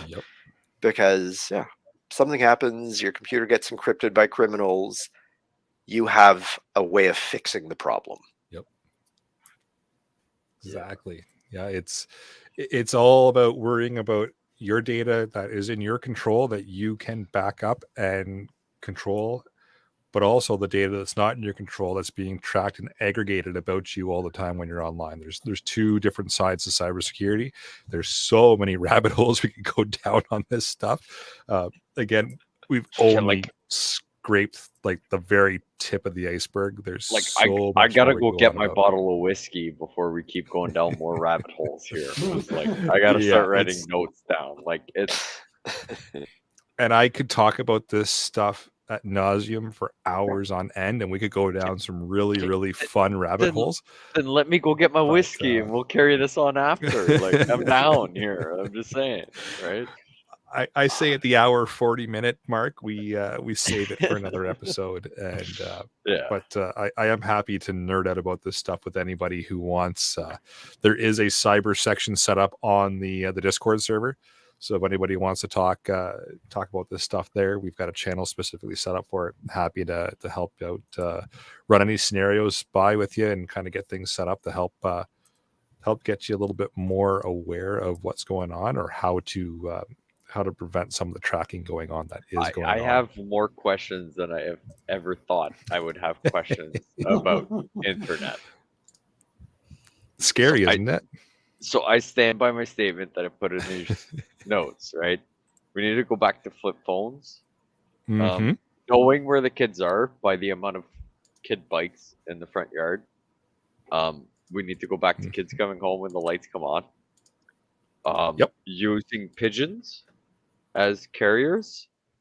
And from the sounds of it, paying for fucking cash for a lot of stuff. So you can do your regular groceries on your debit card, but if you want to buy an extra $100 worth of supplies, I vote you pay cash for that. And leave the cell phone at home when you do that. No, so it doesn't matter. Most places will Cell phone still allow knows you're at the grocery store. Yes, but if you do that grocery store purchase at the same time that you do your regular groceries. I see Right, what so- you mean. So Split the put bill. this so through. you're there I at the want to same pay time. Right. debit. Okay. I want to pay this cash separately, right? But Gotcha, if you're going to show gotcha. up 2 days later, that's a whole different ballgame. But if you're just going to split up your bill and say, I want to pay for this cash and I want to pay this debit, pay cash first. So then you put it all in your cart, and then that debit transaction doesn't have a 3-minute interval or 5-minute interval between you walking away. You know, I mean, now we're getting into Okay, a let's different rabbit hole. let's Yeah. tighten the tinfoil hat here a little bit. So you've made that first purchase on Yeah. your debit card. Nope, That second cash. purchase. No. Okay. Well, whichever way you want to do it, cash or debit. I don't Okay. care what order it's in, but you've made one purchase on your debit card. You've then split your second order and you've paid for it cash. Whatever order, it doesn't matter. What is in all the grocery stores that's watching you all the time? Cameras. What are they Weird connected people. Oh, Internet. Weird people. I still stand by weird people. to? Just something else to think about, right? Yes. No, but There's I all mean, kinds of surveillance happening all the time. but like, You're gonna get away from Now- it. that was How tight you want to put the tinfoil hat on is up to you. But okay, we're not doing that online. We're not, but yeah. So paying cash, flip phones, and like, you know, being able to tell where the kids are and like whatever by like the amount of bites in the front yard. I see that we have now successfully freaked out Brad and Scott. Yes, So- I see that. the So- panel is slowly dropping off. But I could be here all night. It's scary. So it's just like I said, I've just scraped the tip of the iceberg. Just wanted to get people's minds kind of thinking about what's happening underneath the hood that you're not always thinking about and how it can impact your preparedness and how you're going about it and what could come and what could happen with all that aggregated data. Again, check out the Discord. We can chat about it more. Lots and lots of smart people in there as well that are very tech minded. I'm sure it's going to stir up a good discussion here after this episode goes out on the audio. There's probably already some messages going on now with the video version here on the live stream. But yeah, let's get the conversation going in the Discord. And if there's some of you out there that haven't jumped on it yet, I just put the link in the show notes here. So it's in the live chat, and I'll put it out on the audio show notes as well, so people can get in, and we can get talking about it. And there's all kinds of rabbit holes that we can go down with this, and it's an always evolving kind of landscape. So I'm sure we'll do a couple more episodes on this as time goes on. But should we move into the podcast challenge? I think I've sufficiently scared everybody for this evening. You've made more Appropriate being Halloween questions- tomorrow. You've made more questions than anything about me being scared. All right. Well, replace scared with I've generated more questions. And I'm sure a lot of Yes. people are now wondering what's in their browser history. So the podcast challenge for you, Pierre, is to review your cyber footprint and see if there are some improvements or lots of improvements you can make to your security and backups to protect yourself. Well, I need references here. Like, what kind of videos are you guys looking up? Oh, sorry, that's a different kind of footprint. No, not going there. Nope. Don't Yeah, think that's not watch 2 though. Oh, Oh, yeah, no, that's so yeah, it's, yep. it's weird. And it's weirded me So out. for upcoming events, we got nothing on the list. So it's that time of year where we don't have a lot to advertise for upcoming events, unfortunately. But we do have a weather blurb from Jeff. So most things are fairly calm right now over most of the US and Canada. BC has another atmospheric river rain event going on. The same thing that caused the huge floods they had last year, which will likely bring between 50 to 100 millimeters of rain. It will cause localized flooding, but at this point, any large scale flooding is not forecast. BC's been in quite a bit of a drought. They desperately need the rain. Of course, when you're in a drought, it's better to get longer, lighter rain than a big dump at once. But I think at this point, by the sounds of it, they should avoid the worst of it. I did throw a little link in there if anybody wants to check out about an atmospheric river. I'm not seeing anything popping up huge in the next week or so. But just to keep in the back of your mind, this is the time of year when fog becomes an issue early in the mornings if you're going to work or you're coming back home late at night. Just be aware that the chances are you may run into fog, and that leads into a whole bunch of other issues. So, as usual, don't be scared. Be prepared. All right. So, deal of the week. So, if I have sufficiently generated more questions than answers or scared anybody, Incogni is a company that you could look at for cleaning up what those data brokers have on you. So, there is a coupon code of NORD30. That's NORD30. Gives you 30% off. And Incogni is INCOGNI.com. So it works out to be about $64 Canadian for the year. And what they do is they go through and they take your information. So like your email address. And if you do choose to use them, use an email address that you've used for years online, then that would be across all of your accounts. So you give them your email address, your name, and some other little bits of information. And then they take that and they send out requests to all the data brokers that are known on their list and say, under the following law, we request that you take the data off or out of your network or out of your database. And various countries throughout the world have laws that require these data brokers to actually remove your information upon request. So instead of you manually doing it, they do it for you. They do it when I signed up for them a month or two ago, and they're at about 82 data brokers that they're doing, and they constantly scan and they constantly send the request. So it's a rotating door where they're always asking for it to be removed, and they're always asking for them to take it down. And like I said, majority of the data brokers are legally obligated to do that as soon as they receive a request, and then they will send back confirmation that they've removed your information, and then Incogni reports back to you that the following brokers have removed it, the following brokers had nothing on you, et cetera, et cetera. So I think it's $64 well spent. Saves me from having to do it. And it's something that if I have significantly freaked you out this evening, check it out, and I'll put it in the show notes so that you can check it out with a quick link. There you go. Shout outs. We've got a quick shout out to a new Patreon, John. So you signed up at the $1 level for us. So appreciate your support. It does help keep the podcast going. So thank you very much to John for being a Patreon for us. Anybody else with shout outs?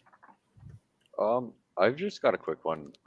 Sure. The Denny Butler on Facebook comments.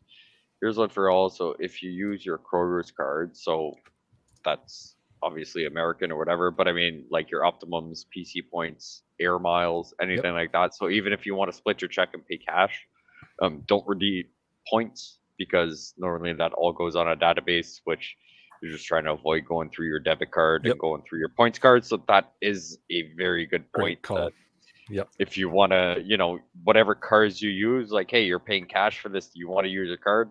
No. Right. That's actually a very good point. Yeah. Because a lot of people will be like, oh, give me, that $1.50 savings or whatever. But if you're trying to avoid. Right back on the list then. Yep. Yeah, Yep. right. You're just on a different list, but it'll all Yep. get associated to you at some point. So yeah, that is Exactly. It's a great point, Denny. Great point. yeah, that's fit. That's good. All right. So email iTunes reviews. We got a couple of reviews from iTunes. Yes. So great show as usual. Ask Alan or Ian, whoever it is today, about the 3 words thing for search and rescue. What was the app name of it? Enjoy the subject matter on the podcast. Jeff in New Mexico, sorry. So the app is actually called What 3 Words? And yeah, it gives you, we were discussing this before. What is it? A 10 by 10? A 3 meter 3 by- square. 3 meter square. So 3 meter by 3 meter square, everywhere around the world. The only time it's a disadvantage, I guess you could say, is if you're in a building on the 15th floor. But yeah, that's what it is. As long as you have cell signal, What 3 Words is the name of the app, and it works across the world. If you call 911, search and rescue, whatever it is, What 3 Words, and you say those 3 words, everybody knows what to look for, and it gives them a very, very close proximity, like pretty much 3 by 3 meter square of where you are. I have it downloaded. As long as you have cell reception, it works. I think it's a fantastic app. Well worth it, in my opinion. And Brad had mentioned too in the before show chat, when we were just bantering back and forth. If you're going somewhere and you don't have cell service, look up the square on the app ahead of time and write the 3 words down somewhere that you have access to, and just post them up. If you're at a hunt camp in the cabin, or if you're going somewhere that's got somewhere you can put them up, just put them up, and then you've got access to it. If you have a way of reaching out and getting help, to mention those 3 words and get that out to the emergency responders that are coming. And it's a great app. It's saved countless lives already. I'm sure it'll save more in the future. But What 3 words is what you're looking for. Yeah, because that app is free compared to a bunch of other apps that it is a pay purchase, like the Spot or whatever, which can be a little pricey considering you might never be out of cell phone reception, or you use it once every 2 years. So this is a nice alternative for the people that don't go crazy in the weekends. So yeah, it's good. And we've also got another one here. He's says about the hunting episode. Hey, I really enjoyed the hunting episode. I live in Newfoundland, so there's great hunting here year round. But if you're looking for a good hunting knife, check out KN Knives. The guy's name is Kyle Noseworthy, and in my opinion, he makes the best handcraft knives you can find anywhere. That comes from Pat 9526. Awesome. I'll be honest. I don't know anything about hunting knives. I'm sure somebody else on the panel or in the live chat would know, but I have absolutely no reason to dispute Pat's connotation that this guy's probably a good one to go to. So I'll give the knife a try. 100%. Yeah. Yep. Nothing wrong with adding another knife to the collection. Nope. Hey, guess what? I will gladly pay cash and not use my discount card, so it can't be tracked. And leave your phone at home. Yeah, and I'm learning. I'm gonna go use a payphone in town. Call this guy. If they still exist. I was gonna say, if you can find a payphone, good luck. Yep. There's a payphone out here. There's a payphone out where I live, buddy. Perfect. All right. Well, with that, I will bring episode number 182 of the Canadian Prepper Podcast to an end. You can find the podcast on iTunes, Podbean, Spotify, or of course, your favorite podcast app. Please help us out. Take a second to submit a review. It does help other people find us, along with the tracking algorithms and all that fun stuff happening behind the scenes. And we do record these shows live on Facebook and YouTube. If you want an early peek at the shows, please subscribe to the YouTube channel, Canadian Prepper Podcast, and click the notifications tab. That gives you an alert when we are going live. How many people we're going to get subscribing?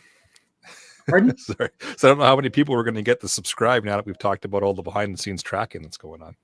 Okay, so just for Absolutely valid point. clarification, there's 790 at the time of the end of the episode. We'll see what it is next week and see how many unsubscribed. You can contact me at feedback@prepperpodcast.ca unless we're going to block that email as well. Or I am frequently on the Discord. All right. Where can everybody get you, Greg? You can get me on the Discord app as well, or at crossrifleranch.com, or you can hit me up on my Instagram at long_shot300. And Pierre. Off the wall customizing at gmail.com. Tickety talk, probably some other social medias. I am on the Discord from time to time, not crazy often, unfortunately, or on the other CPP, which we normally record on Monday night, which we go on more government rants about waste and worse tracking than you would think. Or maybe you wouldn't. Potato. There you go. All right. Please check out Rapid Survival at rapidsurvival.com. You can get me there on the live chat, assuming you've left your internet connected after this evening's episode. You can email me at feedback@prepperpodcast.ca. So thanks for joining us this evening. Until next time, be prepared, stay safe, and keep learning.